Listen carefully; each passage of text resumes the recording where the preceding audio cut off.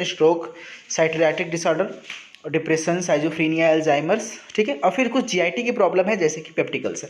यानी हमको ब्लड का, एंडोक्राइन का, नर्वस सिस्टम का और जीआईटी का, इन 4 अलग अलग सिस्टम्स के बीमारियों के बारे में पढ़ना है इस पूरे यूनिट 3 में। थोड़ी सी लंबी यूनिट हो सकती है, तो चलिए स्टार्ट करते हैं बिना टाइम वेस्ट किए हुए। तो हम आज की इस लेक्चर में पढ़ेंगे हेमेटोलॉजिकल डिसऑर्डर के बारे में। तो देखिए, आपको पता है हेमेटोलॉजिकल मतलब क्या है कि हीम मतलब होता है ब्लड की बात हो रही है, तो यानी कि हमारे शरीर में रक्त से रिलेटेड जो भी बीमारियां होती हैं या जो भी दिक्कतें होती हैं उनको हेमेटोलॉजिकल डिसऑर्डर्स कहते हैं। तो पहले हम ये जानते हैं कि हमारे ब्लड का बेसिकली कंपोनेंट जो होता है प्लाज्मा, उस पर 3 तरह के सेल्स होते हैं, आरबीसी, डब्ल्यूबीसी एंड प्लेटलेट्स, जिसको chemically erythrocyte, leukocytes and platelets भी कहा जाता है, थ्रोम्बोसाइट्स भी कहा जाता है, ठीक है। तो एनीमिया क्या है आप देखिए, पहले समझिए। अगर हमारे शरीर में किसी भी तरीके से डब्ल्यूबीसी, आरबीसी, प्लेटलेट में बेसिकली मैं आरबीसी की बात करूंगा क्योंकि आरबीसी ज़्यादा रेटेड है, क्योंकि ऑक्सीजन कैरी वही करता है, न्यूट्रिशन कैरी वही करता है और शरीर के सभी ऑर्गन में यही पहुंचाता है। तो RBC is the one of the most important component of the blood. तो अगर हमारे बॉडी में आरबीसी की संख्या कम हो जाए, देखिए आपको सामने फिगर है, आरबीसी सेल्स एक साइड में ज़्यादा है और एक साइड में कम है, तो 2-3 केसेस में एनीमिया कह सकते हैं कि या तो आरबीसी सेल की संख्या कम हो जाए, पहला केस। दूसरा केस है कि या तो आरबीसी का जो प्रोडक्शन है वो कम हो जाए। तीसरा केस, या तो जो आरबीसी बन रही है बनने के बाद वो मैच्योर होने से पहले ही डेड हो जाए। चौथा केस, या जो आरबीसी बन रही है उसका साइज छोटा हो जाए, उसका शेप छोटा हो जाए ताकि उसकी क्वांटिटी ऑटोमेटिक कम हो जाएगी, है ना। इसको इस तरह समझिए कि जैसे आप दुकान में जा रहे हैं 100 लड्डू लेने, तो अगर लड्डू बड़े साइज़ का बना है तो वो 100 लड्डू का हो सकता है वेट 5 किलो हो, और वो लड्डू छोटे साइज़ का बना होगा तो हो सकता है 100 लड्डू का वेट 2 किलो हो। इसे समझ रहे। तो जब आरबीसी के साइज़ छोटे हो जाएंगे तो उस केस में भी हम लोग केस में एनीमिया हो सकता है। तो अलग अलग तरह के ब्लड की कमी को या अलग अलग तरह के लॉस को तो एनीमिया कहते हैं, और एनीमिया को हम अलग कई कैटेगरी में बांट सकते हैं, वो हम आगे देखेंगे। अभी फिलहाल एनीमिया को डिफाइन करने चल रहे हैं। तो एनीमिया जो वर्ड है फ्रेंड, इसका मतलब क्या होता है कि one of the most common blood disorder when the level of healthy RBC cells in the becomes too low, यानी हमारे बॉडी के अंदर जो मैच्योर और हेल्दी आरबीसी सेल की संख्या है वो बहुत कम हो जाती है, उस केस को एनीमिया कहते हैं। और इससे कौन सी प्रॉब्लम होगी, क्योंकि हमें पता है कि आरबीसी के अंदर हीमोग्लोबिन होता है और हीमोग्लोबिन ही हमारी बॉडी को ऑक्सीजन सप्लाई करता है, और जब हमारे बॉडी के सभी ऑर्गन्स में जब एनीमिया होगा तो हीमोग्लोबिन भी कम होगा, और हीमोग्लोबिन भी कम होगा तो सभी ऑर्गन्स पे आरबीसी नहीं पहुँचे, सॉरी ऑक्सीजन नहीं पहुँचेगा। इन दैट केस वहाँ पे हाइपोक्सिया, नेक्रोसिस जैसी कई प्रॉब्लम हमारे शरीर के सभी अंगों में हो सकती है। एनीमिया अगर देखा जाए तो 2 वर्ड से मिलकर बना है, एनीमिया। एन का मतलब होता है विदाउट एंड एमिया का मतलब होता है ब्लड। यानी अगर हमारी बॉडी में ब्लड की संख्या कम हो जाए या ब्लड कम हो जाए या ब्लड एब्सेंट हो जाए तो उस केस को ही हम लोग एनीमिया कहते हैं। ऑलरेडी यहाँ पे डेफिनेशन आप देख सकते हैं, ठीक है। तो आगे बात करें तो डेफिनेशन फिर से है कि डिफिशिएंसी है। तो अब हम एनीमिया को कई भाग से डिवाइड कर सकते हैं, जैसे कि मैं यहाँ पे आगे डिफाइन कर रहा हूँ। यहाँ इससे ज़्यादा, यहाँ 3 ही कैटेगरी दी गई है, आगे वाले स्लाइड्स में मैं आपको ज़्यादा दिखाता हूँ, ठीक है। तो एनीमिया का डेफिनेशन ये हो गया। कॉज मैंने बताया कि किस तरह से होता है, कॉज क्या है कि कॉमनली क्या होता है इसमें, बच्चों में होता है, कौन सी रीजन होता है। तो फिलहाल कॉज की बात करेंगे तो हम डिटेल में पढ़ेंगे। एनीमिया का ये पूरा ब्लड का पूरा साइकिल है। यहाँ बात करते हैं पैथोलॉजी की, कैसे होता है एनीमिया के कारण दिक्कत क्या आती है। कि जैसे एनीमिया होगा हमारे बॉडी में आरबीसी, हीमोग्लोबिन, एसिडिटी का लेवल बहुत कम हो जाएगा। इन दैट केस में हमारे बॉडी में ऑक्सीजन कैरिंग कैपेसिटी जो थी घट जाएगी, ऑक्सीजन डिमांड बढ़ेगा।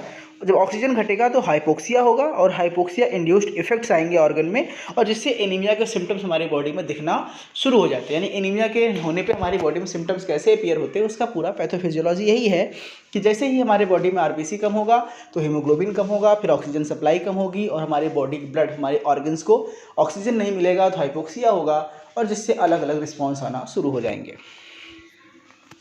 यहाँ पे हमने ढेर सारे एनीमिया बता रहा हूँ आपको, और आपके सिलेबस पे इसमें से 4-5 एनीमिया के बारे में पढ़ना है। एग्जाम में क्वेश्चन भी ऐसे ही पूछे जाते हैं कि write about the megaloblastic anaemia, right a short note and brief note about the haemorrhagic anaemia, या आयरन डिफिशियंसी एनीमिया, ठीक है, या एप्लास्टिक एनीमिया, या सिकल सेल एनीमिया। इस तरह से बहुत सारे आते हैं। तो कुल कितने प्रकार के एनीमिया मैंने बताया ऑलरेडी कि अलग अलग तरह से ब्लड का जो लॉस हो रहा है, अलग अलग तरह से जो आरबीसी की संख्या कम हो रही है, उसके बेसिस पे एनीमिया को हम कई प्रकार से बांट सकते हैं। अब हम सारा डिफाइन करेंगे। जैसे पहला है आयरन डिफिशियंसी एनीमिया, ठीक है। दूसरा है मेगैलोब्लास्टिक एनीमिया। तीसरा है pernicious anaemia, haemorrhagic anaemia, haemolytic anaemia, thalassaemia anaemia, sickle cell anaemia and the last one is aplastic anaemia.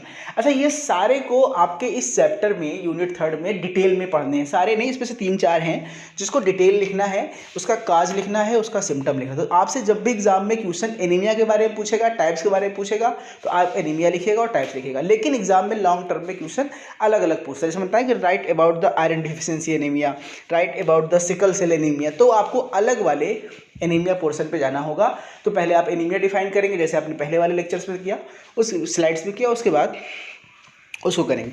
तो इन सारे एनीमिया को ब्रीफ में पढ़ने से पहले, डिटेल में पढ़ने से पहले, एक्सप्लेन करने से पहले हम सबको पहले जान लेते हैं कि इनके नाम से समझ लेते हैं कि इसका मतलब क्या है।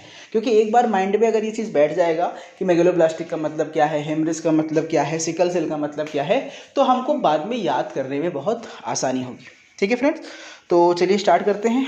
देखिए टाइप्स के बाद से आयरन डिफिशिएंसी में क्या होता है, देखिए इसको समझिए कि हमारे बॉडी में जो आरबीसी का फॉर्मेशन होता है, यानी जो हीमोग्लोबिन का फॉर्मेशन होता है, उसके लिए आयरन का होना और फोलिक एसिड का होना बहुत ज़रूरी है।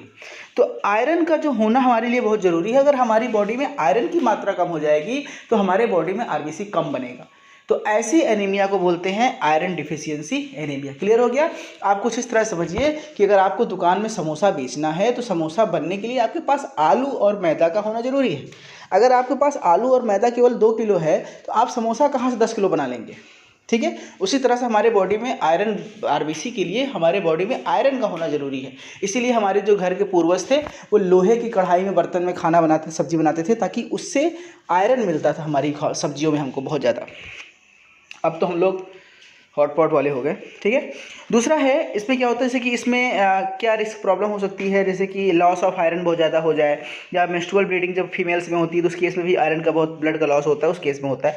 मेगलोब्लास्टिक एनीमिया क्या है, देखो मेगलोब्लास्टिक एनीमिया क्या है, देखिए आप इसको समझिए, भाई जो समझा रहा हूँ बहुत शांति से समझिए कि हमारे ब्लड के बनने के लिए 3 चीज़ें बहुत ज़रूरी है, iron, folic acid, vitamin B12। I repeat, iron, folic acid, vitamin B12। अगर ये तीनों हमारी बॉडी को नहीं मिलेंगे तो हमारे बॉडी में आरबीसी का निर्माण नहीं होगा।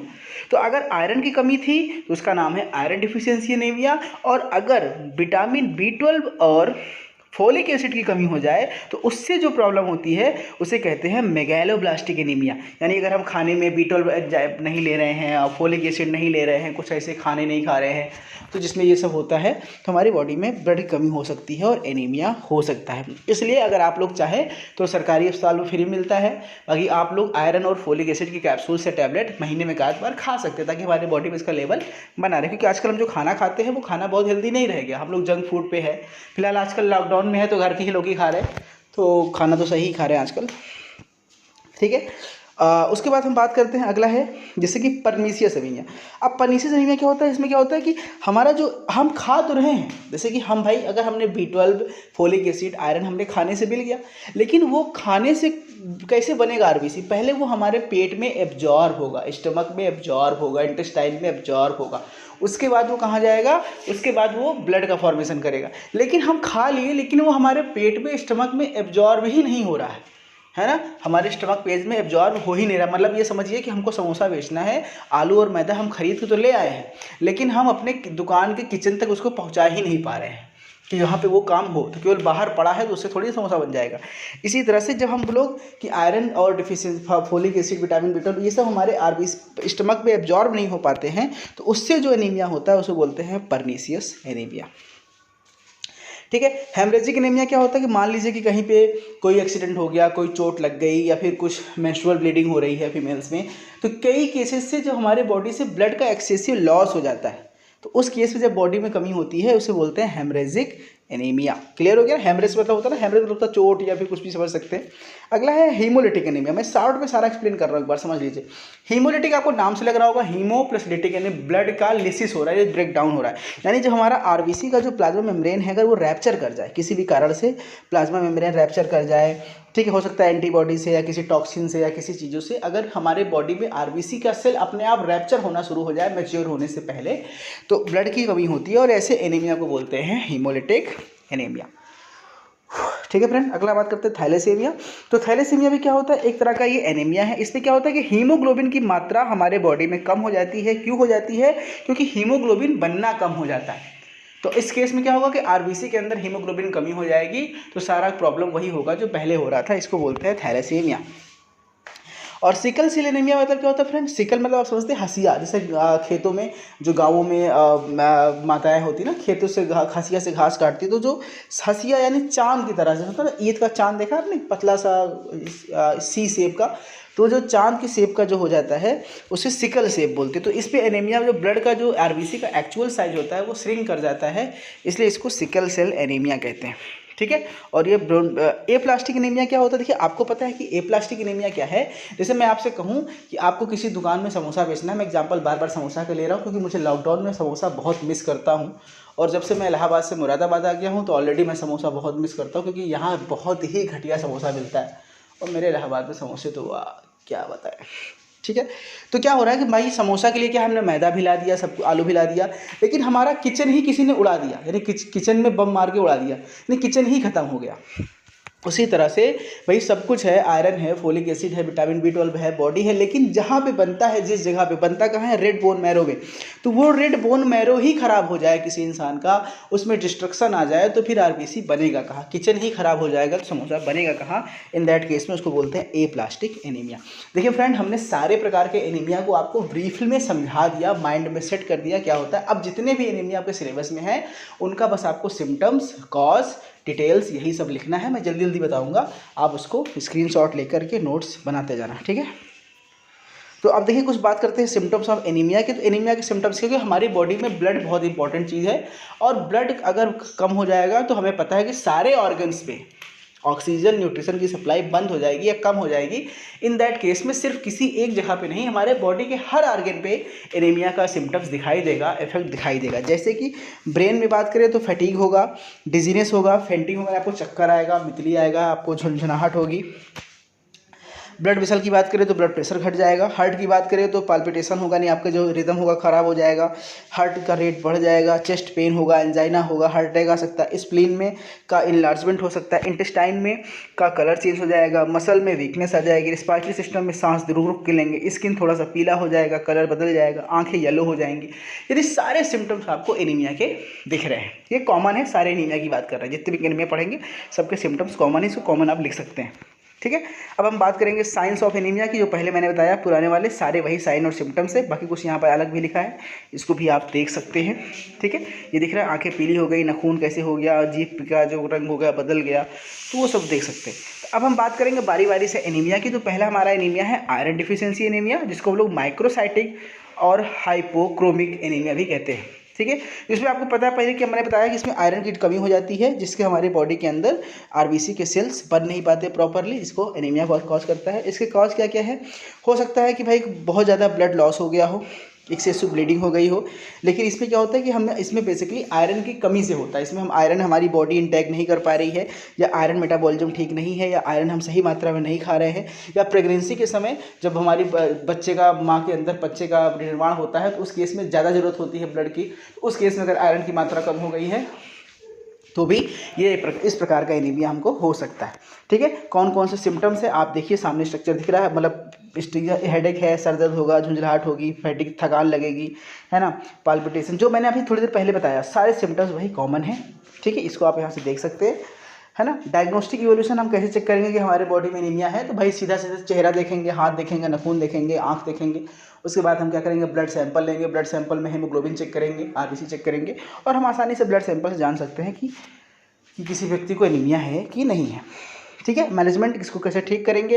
तो सीधा से सीधा था कि हम पेरेंटल आयरन थेरेपी देंगे, या तो पहले हम उसको फीमेल को अगर बॉडी में ब्लड की कमी बहुत ज़्यादा है तो उसे तुरंत खून चढ़ाएंगे, 1 से 2 बोतल 3 बोतल जैसी रिक्वायरमेंट होगी उस मेल या फीमेल को ब्लड चढ़ाया जाएगा बाहर। इसको बोलते हैं ओरल या पेरेंटल आयरन थेरेपी। ओरल में क्या होगा? हम उसको टैबलेट्स खिलाएंगे आयरन की कमी वाले, जैसे कि फेरस, आयरन जो होता है वो फेरस के फॉर्म में होता है, और फेरस सॉल्ट फॉर्म में, जैसे कि ferrous gluconate, ferrous carbonate, ferrous ascorbate, ferrous citrate, इस फॉर्म में जो भी टैबलेट्स आती है हम 6 महीने तक किसी भी मेल या फीमेल को देंगे, ताकि उसके बॉडी में ये वाली जो आयरन की कमी से एनीमिया हो रहा है वो आयरन पूरा हो जाए।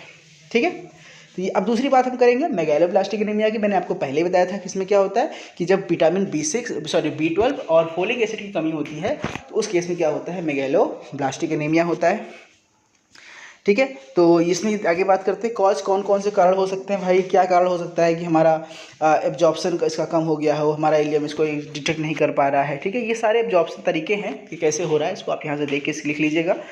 ठीक है, क्लिनिकल मैनिफेस्टेशन मतलब हमारे बॉडी में क्या क्या सिम्टम्स आएंगे, तो सिम्टम आप इसको देखेंगे सारा कुछ वही है जो हमने इससे पहले वाले लेक्चर में देखा। सारे सिम्टम्स आप कॉमन वही बार बार लिखिए, कोई गलत नहीं। अगर आप अलग चीज़ लिखना चाहते हैं तो ये लिखा हुआ है। ठीक है, डायग्नोस्टिक इवैल्यूएशन कैसे करेंगे, सीधी सी बात है भाई, हम ब्लड टेस्ट करेंगे, ब्लड टेस्ट करके वही सैंपल देखेंगे, फोलिक एसिड चेक करेंगे, आयरन चेक करेंगे, 24 घंटे बाद क्या इसका एक टेस्ट होता है, सीलिंग टेस्ट होता है। ठीक है, इस तरह से हम उसको जाँच करेंगे। मैनेजमेंट कैसे करेंगे, बस सीधी सी बात, जैसे पहले हो रहा था। अब की बार हम दवा बदल देंगे, अब की बार हम मिथाइल कोबालामीन देंगे, साइनोकोबालामीन देंगे, विटामिन टोटल होगा ना, इसका हम लोग टैबलेट खिलाएंगे, बाकी इंजेक्शंस लगाएंगे, और अगर ज़्यादा दिक्कत है तो ब्लड चढ़ा देंगे। इस तरह से हम मैनेजमेंट कर सकते हैं।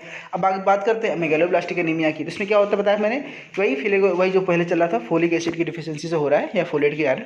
ठीक है, तो अब मेरे वो जो पहले वाले अपने पढ़ा फ्रेंड, वो परनीसियस था, आई रिपीट सॉरी, क्योंकि उसमें क्या हो रहा है, इसकी एब्जॉर्प्शन पे प्रॉब्लम थी। यहाँ पे मेगालोब्लास्टिक बात कर रहे हैं, यानी कि यहाँ पे हम लोग फोलिक एसिड की कमी है, आयरन की फोलिक एसिड कमी है। तो सेम वही कहानी, सेम डिफिशियंसी, सेम कारण। ठीक है, सेम सिम्टम्स, देखिए आपको दिख रहा है सब कुछ सिम्टम्स, सब कुछ वही लिखिएगा जो पहले आपको पहले एक्सप्लेन किया है ब्रीफ में। ठीक है, डायग्नोस्टिक चीज़ें हैं।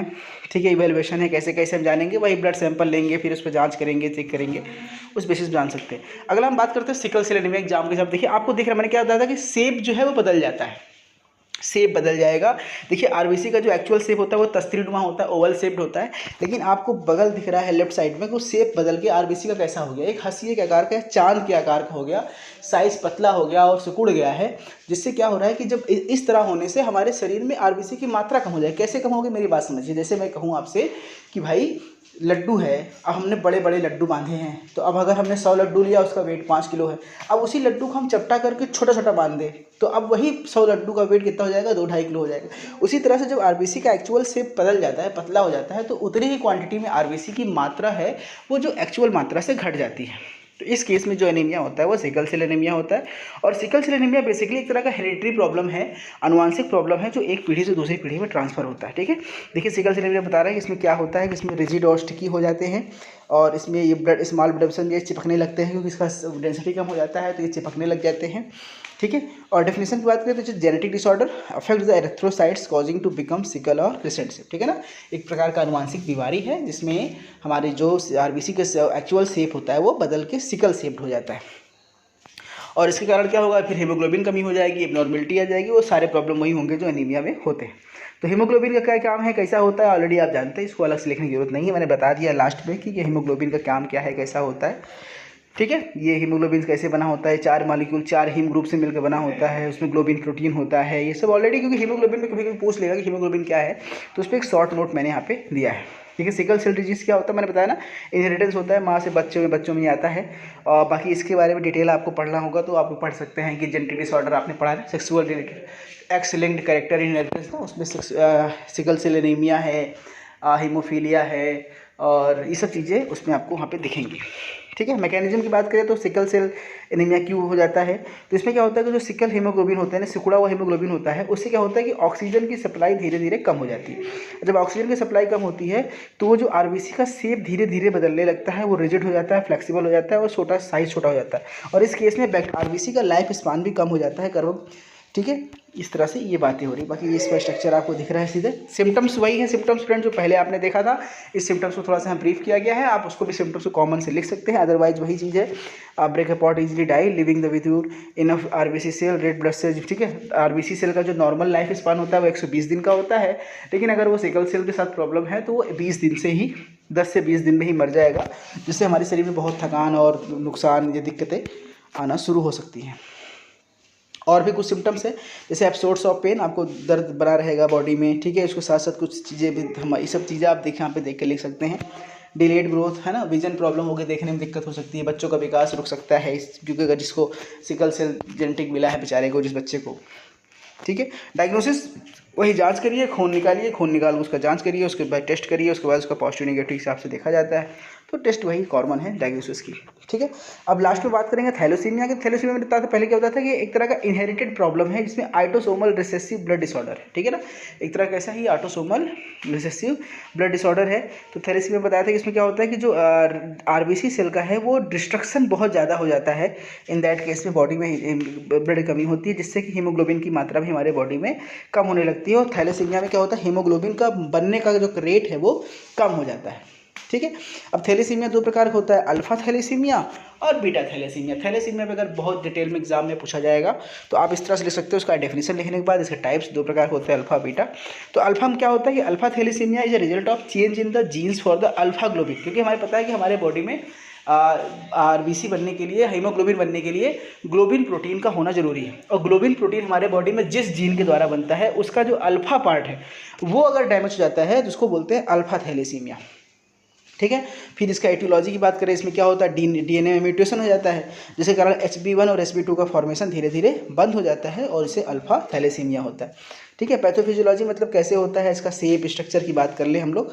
तो अल्फा थैलेसीमिया में क्या होता है कि व्हेन यहाँ पे अल्फा ग्लोबिन प्रोटीन का प्रोडक्शन जब हमारी बॉडी में जीन के द्वारा कम हो जाता है, ठीक है। दूसरा क्या होता है कि जो जीन्स होते हैं वो बेसिकली ग्लोबिन के अलग अलग दो स्ट्रक्चर बनाने या दो क्लस्टर बनाते हैं, जैसे अल्फा बीटा गामा, इसमें अलग अलग क्रोमोसोम्स होते हैं, तो वो उनकी दिक्कत से होता है, ठीक है। ये सब बहुत डिटेल में अगर आप चाहें तो इसको लिख के पढ़ सकते हैं, ठीक है। क्या क्या सिम्टम है थैलेसीमिया के, ठीक है। शॉर्टनेज ऑफ रेट, आरबीसी सेल छोटा हो जाएगा, एनीमिया हो जाएगा, स्किन पेल हो जाएगी यानी पीली हो जाएगी, कमजोरी आएगी, थकान आएगी, आपके लीवर और स्प्लीन का साइज बढ़ जाएगा, ठीक है, इलार्जमेंट हो जाएगा, ये सब चीज़ें। हार्ट डिफेक्ट्स हो सकती है, एबनॉर्मलिटी यूरिन सिस्टम में हो सकती है, ब्लड प्रेशर आपको बढ़ सकता है, डिलीवरी प्रीमेच्योर हो सकती है, जॉन्डिस हो सकता है, ठीक है। अब बात करें बीटा थैलेसीमिया की, तो इसमें क्या होता है कि अगर जेनेटिक डिफिशियंसी में बीटा, बताया ना अल्फा बीटा दो चेन होती है ग्लोब्यूलिन की, तो अगर बीटा चेन में प्रॉब्लम आ रही है, उससे अगर हमारे बॉडी में और हीमोग्लोबिन का फॉर्मेशन रुक रहा है तो उसको बोलते हैं बीटा थैलेसीमिया, ठीक है। इसमें बीटा ग्लोबिन कंपाउंड वगैरह होता है।